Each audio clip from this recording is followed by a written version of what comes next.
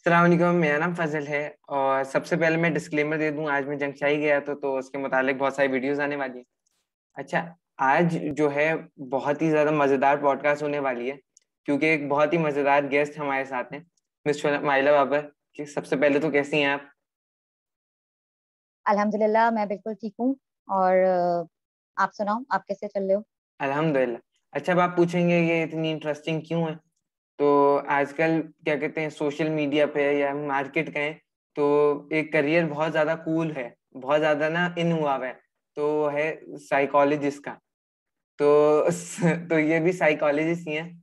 और सबसे पहले तो मैं इनसे समझना चाहूंगा कि हमेशा मैं कंफ्यूज कर देता हूँ कि भाई ये साइकोलॉजिस्ट और सोशियोलॉजिस्ट में क्या फर्क है बुनियादी। हम्म। सही। तो देखो, साइकोलॉजिस्ट और सोशियोलॉजिस्ट जो हैं वो उनमें ये फर्क होता है कि जो साइकोलॉजिस्ट होते हैं ना, वो आपके माइंड और बिहेवियर पे काम करते हैं। ठीक है।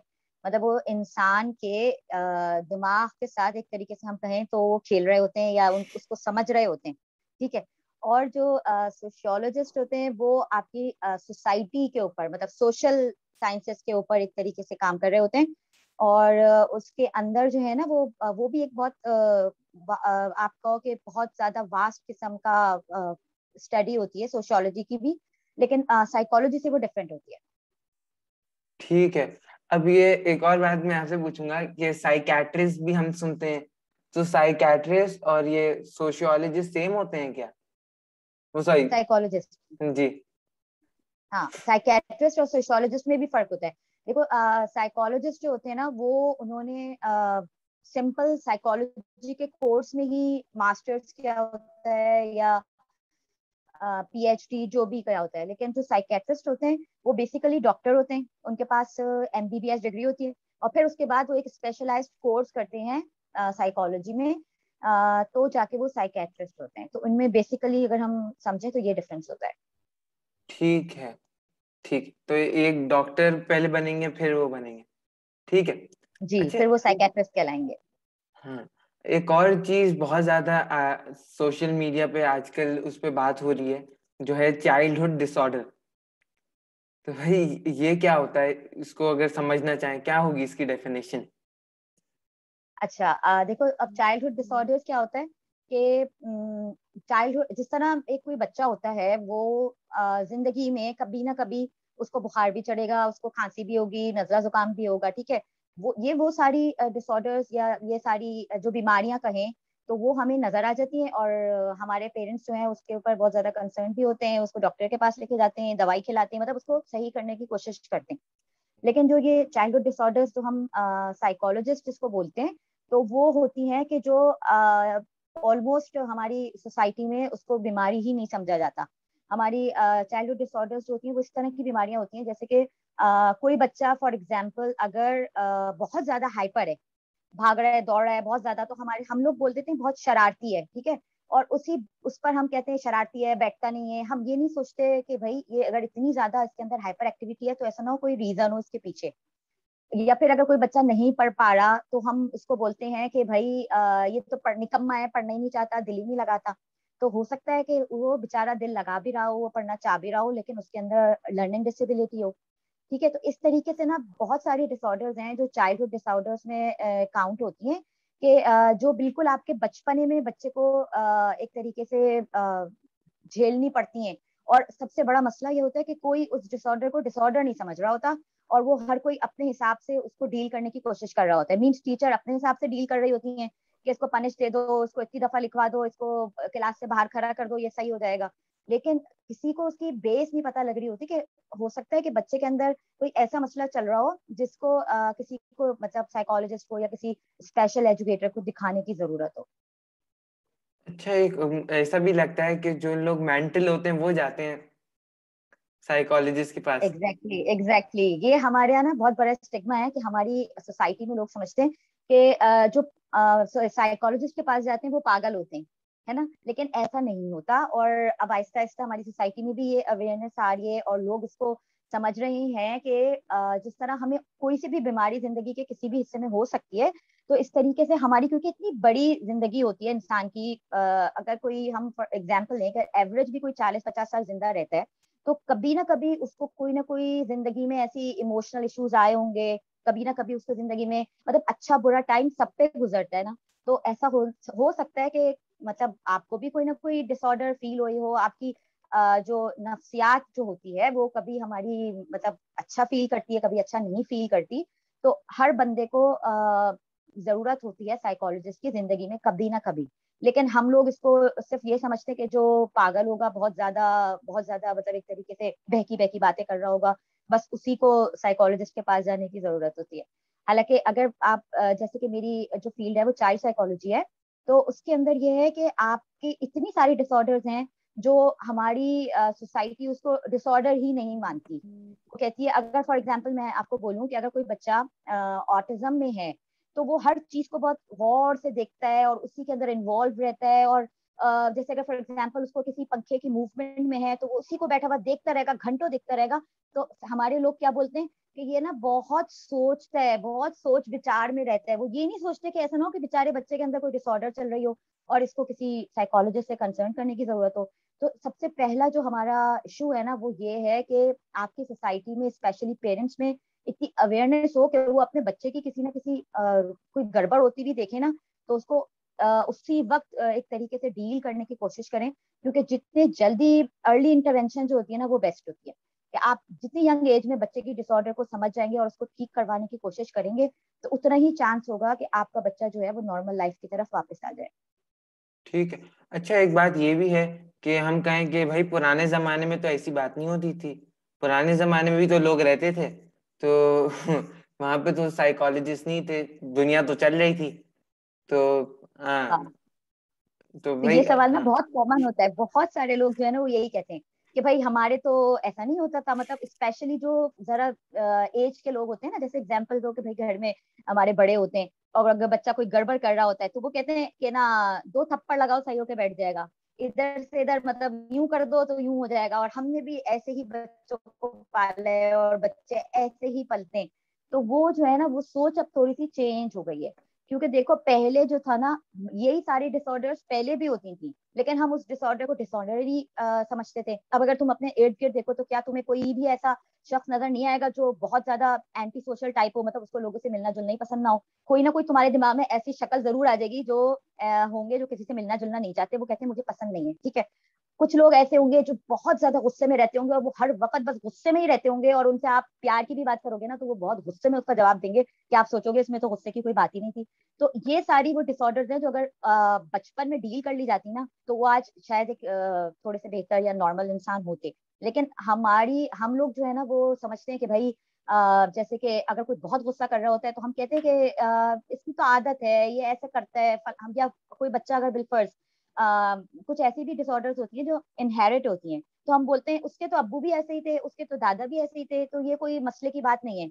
वो ये नहीं सोचते कि हो सकता है ये डिसऑर्डर जो है आपकी फैमिली में रन कर रही हो और इसको भी डील करने की मतलब जरूरत हो।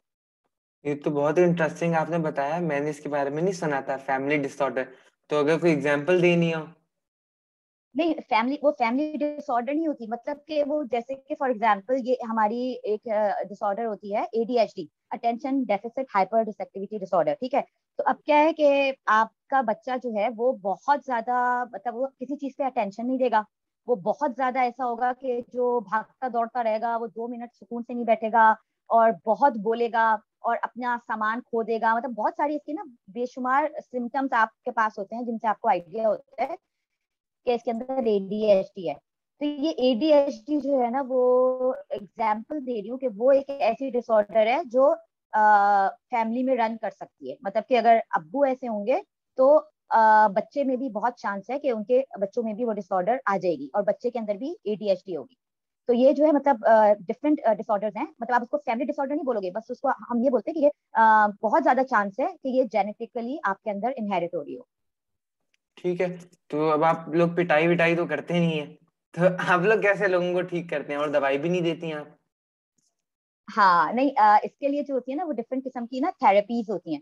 ठीक है। अच्छा, अब ये होता है कि आपके पास जब कोई बच्चा आता है तो हम बच्चे का भी फुल इंटरव्यू करते हैं, बच्चे की पूरी हिस्ट्री देखते हैं कि इसके साथ कोई मेडिकल इश्यूज हैं, इसकी फैमिली में कोई मेडिकल इश्यूज रह चुके हैं, मतलब पूरा एक बच्चे का कम से कम 2 घंटे का बच्चे की फैमिली का इंटरव्यू होता है। फिर उसके बाद जो है वो डिफरेंट किस्म की टेस्टिंग्स होती हैं, जो मतलब कि ऐसी नहीं होती, ब्लड टेस्ट वगैरह नहीं होती, बल्कि वो डिफरेंट किस्म की एक तरीके से मैं कहूँ तो पेपर पेंसिल वाली वो होती हैं, टेस्टिंग्स होती हैं। उसके थ्रू आपको आइडिया मिलता है कि बच्चा जो है उसके अंदर कौन कौन सी डिसऑर्डर्स आ रही हैं। फिर उसकी हम डिफरेंट किस्म की थेरेपीज बनाते हैं, रिहेबिलिटेशन प्लान्स बनाते हैं, और फिर बच्चे को उसके हिसाब से लेकर चलते हैं। मतलब ये एक बहुत एक तरीके से समझा जाए तो देर लगने वाला प्रोसेस है। मतलब इसमें ये नहीं होता जैसे आपको नजला जुकाम होता है, आप फटाफट गोली खाते हो, आप 2 दिन में सही हो जाते हो। इसमें ऐसा नहीं होता, इसीलिए लोग इस पर यकीन भी नहीं रखते। लोग बोलते हैं कि इतना लंबा प्रोसेस, मतलब कौन इससे गुजरे और कितना चांस है कि कोई सही हो जाए।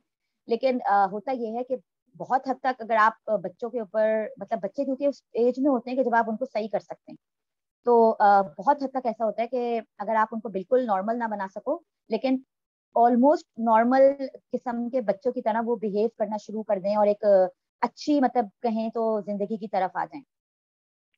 ठीक है, ठीक है। अब ये इतनी सारा कंफ्यूजिंग सा टॉपिक है, इतनी मुश्किल ट्रेंड्स हैं। आप कैसे आई हैं इसमें, या आपको इसमें कैसे इंटरेस्ट पड़ा भाई? अच्छा, मुझे ना देखो बहुत हमेशा से साइकोलॉजी में बहुत इंटरेस्ट था। फिर जैसे जैसे मुझे लगा, मेरे बच्चे बड़े हुए और मुझे लगा कि भाई अब बच्चों को एक तरीके से डील करने में मुझे भी थोड़ी प्रॉब्लम हुई कि भाई हर बच्चा जो है वो एक अलग बिहेवियर होता है, उसका एक अलग पर्सनैलिटी होती है, आपको हर बच्चे को अलग तरीके से लेकर चलना पड़ रहा होता है। तो फिर मुझे जो था वो मैंने कहा चलो साइकोलॉजी पढ़ के देखते हैं कि उसमें क्या है। और मुझे मतलब लोगों ने कहा कि ये काफी हेल्पफुल होता है, और मुझे लगा कि अगर मैं पहले पढ़ लेती, मतलब एक पेरेंट बनने से पहले पढ़ लेती, तो मुझे और बहुत फायदा मिल सकता था। लेकिन अब थोड़ा मैंने लेट स्टार्ट करा, जिसका मुझे थोड़ा सा अफसोस है, बट फिर भी मतलब बहुत हेल्पफुल है ये। तो मजा आया मुझे पढ़ने में साइकोलॉजी। फिर उसके बाद जब मुझे ऑप्शन मिला कि मैं ये चाइल्डहुड वाले फील्ड में चली जाऊं, तो फिर मैंने चाइल्डहुड वाली फील्ड चूज कर ली। ठीक है। तो एज ए साइकोलॉजिस्ट अभी आप क्या समझती हैं, अगर इतने सारे मसले, इनको कैसे डील किया जा सकता है, या हम लोग एज अ कम्युनिटी क्या कर सकते हैं? अच्छा देखो, एज अ कम्युनिटी ना सबसे पहले वही वाली बात कि अवेयरनेस, हम लोगों में ये अवेयरनेस ही नहीं होती कि ये अगर ऐसा है तो ऐसा क्यों हो रहा है। मतलब अगर आपके बच्चों में कोई गड़बड़, अच्छा एक बात ये भी होती है कि सिर्फ प्यार प्यार प्यार वाली कहानी नहीं है जो मैं बोल रही हूँ। मतलब आपको बच्चे को मारना नहीं है, बस प्यार करना है, बस नहीं, ऐसी कहानी नहीं है। आपने बच्चे को जो है ना वो एक तरीके से रीइंफोर्समेंट वाला वर्ड हम यूज करते हैं कि अगर वो अच्छा बिहेवियर शो करे तो आपने उसको उसको अवार्ड देना है, उसकी तारीफ करनी है, लोगों के सामने उसकी तारीफ करनी है, ताकि उसका बिहेवियर जो है ना वो बढ़े। और अगर बच्चा जो है वो कोई गलत बात कर रहा है, कोई मिसबिहेव कर रहा है, तो आपने उसको जो है उसके हिसाब से मतलब जिसको हम नेगेटिव रीइंफोर्समेंट या पनिशमेंट बोलते हैं, तो वो आपने इस तरह बच्चे को करना है कि बच्चा जो है ना फिर वो बिहेवियर आइंदा ना करे। मतलब 1-2 दफा ही आपने बच्चे को इस तरीके से रीइंफोर्स करना है कि उसका बिहेवियर जो है ना वो उसी हिसाब से चलना शुरू हो जाए। तो एक तो बेसिकली ये होता है कि आपने बच्चे को इस तरह से डील करना है। दूसरा ये कि आपको ना हमारे यहाँ हम लोग पेरेंटल काउंसलिंग भी करते हैं कि आपको पेरेंट्स को सबसे पहले ये अवेयरनेस देनी है कि आपने बच्चों को किस तरीके से डील करना है। अगर कोई बच्चे में डिसऑर्डर आ रही है तो उसको मतलब आपने पहले खुद मतलब समझना है, उसके बाद फिर किसी साइकोलॉजिस्ट से डायग्नोस करवाना है।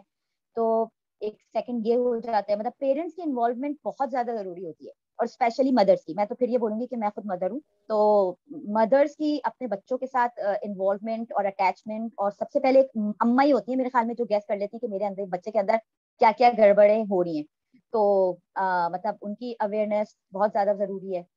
और फिर हम लोग, हमारे यहाँ अक्सर ऐसा होता है कि बच्चा जो है वो अच्छा करे या बुरा करे, हम उसको बच्चा बच्चा बच्चा कहते कहते में बड़ा कर देते हैं, और उसका बिहेवियर जो है ना वो इतना पक्का हो जाता है कि फिर वो दूसरों के लिए मुश्किल का बायस बन जाता है। तो आपको मतलब राइट टाइम पर राइट डिसीजन लेने की जरूरत है, मैं तो बस ये बोलूंगी। ठीक है।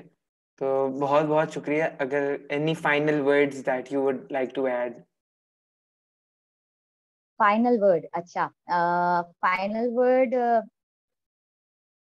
फाइनल वर्ड बस मैं यही बोलूंगी कि भाई हम लोगों को मतलब एज अ मदर और एज अ पेरेंट जो है वो अपने बच्चों को जो है ना वो बहुत हमें टाइम की जरूरत है कि हम उनको सही तरीके से लेकर चलें। मीन्स वो जो एक सेटिंग द लिमिट वाली कहानी होती है ना, कि हमारे बच्चों को भी पता होना चाहिए कि ये हमारे पेरेंट्स हैं, और पेरेंट्स को भी पता होना चाहिए कि बच्चों के क्या राइट्स हैं और उनकी क्या नीड्स हैं, और किस तरीके से हमने जो है वो उनको एक बोले कि सोसाइटी में एक अच्छा इंसान बनाकर देना है। तो मतलब हमारे एज अ पेरेंट हमारे ऊपर ये बहुत बड़ी रिस्पॉन्सिबिलिटी है कि जब हमारे पास कोई मासूम सा बच्चा होता है तो हम उसको जिस तरह चाहे वैसा बना सकते हैं। तो हमने उसको बहुत अच्छी मतलब एक प्रॉपर गाइडेंस के जरिए जो है ना वो उसको बड़ा बनाना है, बड़ा करना है, और एक सोसाइटी को ना मतलब एक बहुत अच्छा इंसान देना है। ये नहीं कि जैसा भी था और जिस तरह भी सोसाइटी ने उसको बना दिया, जैसा एनवायरनमेंट ने उसको बना दिया, और हमने सोसाइटी को मतलब एक तरीके से एक उस पर बोझ डाल दिया। तो हमें जो है ना वो हमारी सोसाइटी को जरूरत है अच्छे अच्छे बच्चों की, जो मतलब एक तरीके से हमारे माशरे को अच्छा बना सकें। तो मैं यही बोलूंगी कि आप अपने बच्चों के ऊपर थोड़ा मतलब एज अ पेरेंट तवज्जो दें, उनके बिहेवियर्स को नोट करें। अगर कोई डिसऑर्डर आपको फील हो रहा है तो आप इसमें शर्म नहीं महसूस करें कि मैं लेकर जाऊंगी तो लोग क्या सोचेंगे, मेरे बच्चे के अंदर ये डिसऑर्डर आ रही है। नहीं, आप उसको टाइम पर जो है ना नोट करें और टाइम पर उसकी जो है वो इंटरवेंशन मतलब करवानी शुरू करें, ताकि